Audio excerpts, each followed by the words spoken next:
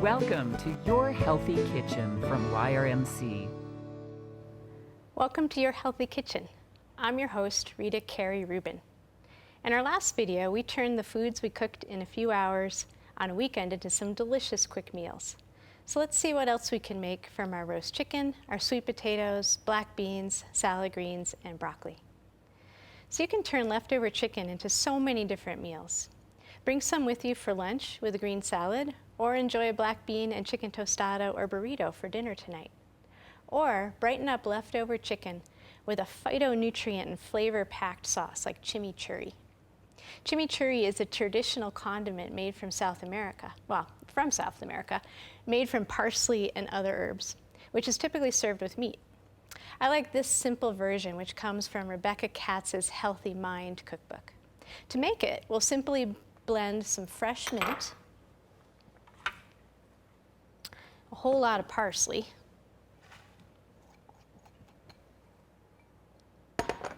some fresh oregano. You could also use dried,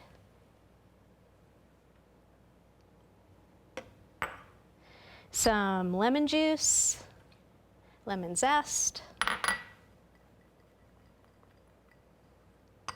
olive oil,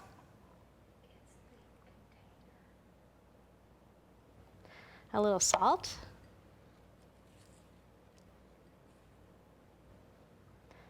some crushed red pepper, more or less depending on how hot you like it, and then some minced garlic, or basically just some chopped garlic, because we're going to blend this all in this food processor. So throw that in there, and then just blend it up. You can also do this in a blender if you don't have a food processor.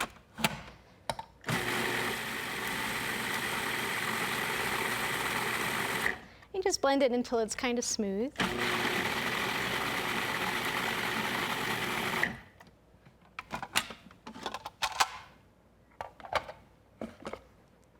And voila. This is a really flavorful sauce, super nutritious. And the oregano and the lemon kind of make a powerful statement. So if you want it to be a little conservative at first with how much you add to the sauce, you can always add more later. And also if you want the parsley and the mint to shine through a little bit more strongly, you can add less oregano and lemon. So chimichurri also goes really well with roasted or grilled vegetables, and is especially yummy alongside roasted potatoes, especially sweet potatoes. And Rebecca has a wonderful collection of recipes in her cookbooks, including many that use fresh herbs. Her recipe for minted chimichurri is available to you at yrmc.org. Just click on Health Connect and find the link to Your Healthy Kitchen. So after you've enjoyed all you can from your roasted bird,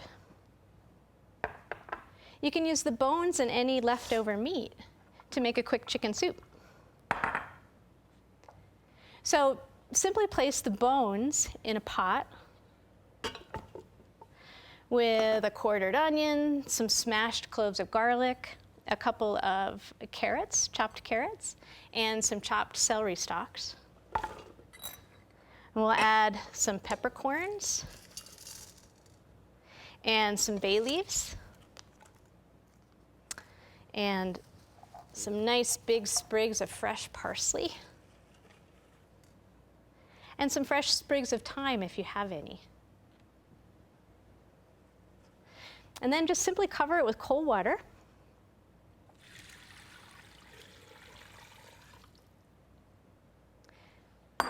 Add a little salt. And then bring it to a simmer. And this makes a real quick, nice chicken stock. Let your stock cook for about 30 minutes to bring the flavors of the vegetables, the chicken, and the herbs together into the water. And then while your stock is cooking, you can chop up some more vegetables for your soup. So I've got some chopped onions here, some chopped carrots and celery. We'll chop up a little more. Remember, if you're chopping something like carrots or celery, It's nice to cut it so you put the nice flat side down on the cutting board so it doesn't move around on you too much. And if you've got celery with some of the leaves attached, use those in your soup too. They go well.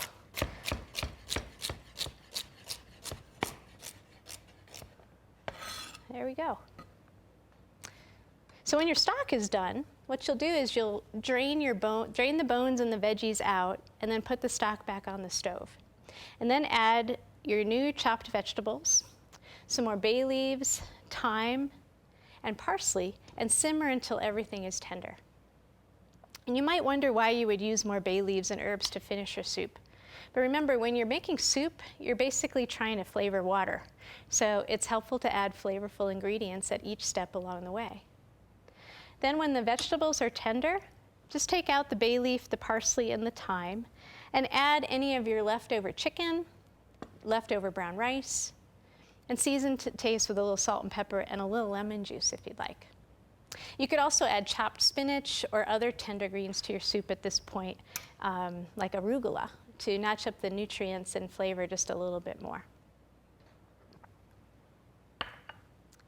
Leftover yams or sweet potatoes are super nutritious, and they can be turned into a soup or incorporated in a casserole. They can be blended into batter for bread or biscuits. And they also taste great chopped into a green salad or with black beans in a bowl or a burrito.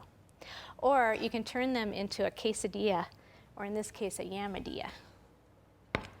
So to make the filling for our yamadillas, we'll simply take our sweet potatoes, we smashed them up a bit, and then I'll mix it with some fresh chopped jalapenos. So to cut up a jalapeno, just like a bell pepper, just sort of slice the sides off like that. They say that the seeds are the spicy part, so if you want to add those, you can. And cut your chili into long strips, like that. And then pile them together and cut it the other way. So we're dicing our jalapeno into little small pieces. And add as much as you like, depending on how spicy you like things. So we'll put that in there. We can also chop up some fresh cilantro.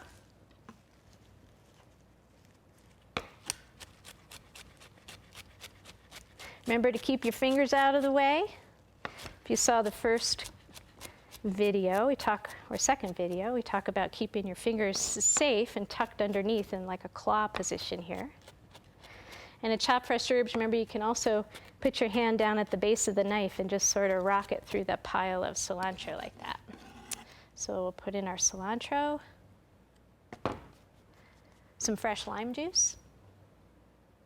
You can also add a little bit of minced garlic into this. It's delicious.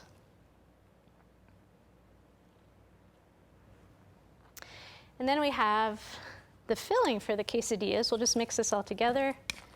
And I have a nice whole wheat tortilla here that we'll just spread some of the yam filling on the tortilla. Let's put it down so it's a little easier that way. And it doesn't take much. You can also add some of your cooked black beans to your quesadilla, some fresh spinach or some other kind of green or any other kind of vegetable. And then if you'd like, put a little cheese on top of it. I've got some reduced fat Monterey Jack cheese here. And it doesn't take much cheese. If you think about making a quesadilla just with cheese, use a lot of it. But if you add something like this sweet potato filling, it adds a lot of flavor and moisture, so you don't need to add so much cheese. So that's a lot less than you usually use. And then simply cover your quesadilla up with another tortilla and place it in a hot skillet. And just toast it on one side until it's just a little browned and warmed up, and then flip it over. So you can probably see by now that there are really endless possibilities for turning just a few basic ingredients into nourishing, delicious meals. So all of these recipes and more are available at yrmc.org. Just click on Health Connect and find the link to your healthy kitchen. So thanks for joining us. We'll see you next time.